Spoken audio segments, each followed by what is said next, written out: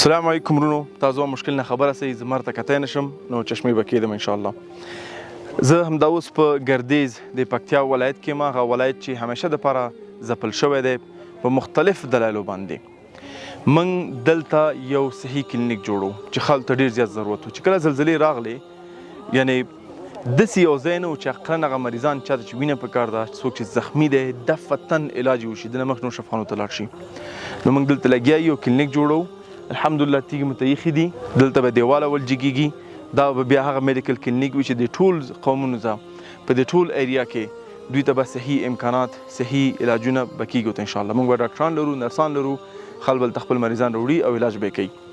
په شمول د کلینیک موږ ته نږدې الحمدلله مسجد هم جوړ کړی دی. دا مسجد به نه فقط د عبادت ځای وي، هغه ځای چې خلک پکې قرآن او د الله عبادت کوي، مونځ به کوي، اذکار به کوي، نوافل به دا کوي، لیکن دا د پایوازانو دپاره یو سرپناه هم ده، ځکه دلته مریضان راوړي، دلته موږ سرپناه ورته جوړو. نو دغه منطقه کې چې کله دا کلینیک تاسو ګورئ، په دې منطقه کې هېڅ کلینیک نشته دی. نو انشاءالله کلینیک کله تکمیلېږي تاسو موږ دوامدار احوال درکوو چې موږ د کلینیک کې کړي څه دي، څه پلان لرو، نقشه هم تاسو وړاندې کوو.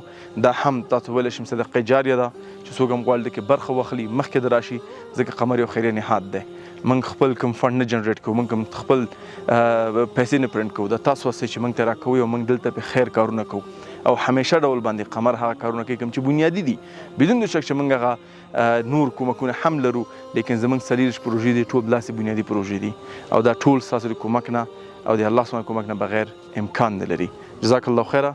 تاسو به شاکر جان هم دا اوس لږ ذره وښیي چې څونه کارونه شوي دي، څو متره کلینیک دی، د باندې به انشاءالله موږ بیا تفصیلي خبرې کوو، کوم ځای کې چې مر نه وي تر څو پورې زه چشمې وباسم او خبرې تاسو سره وکړم. جزاک الله خیره.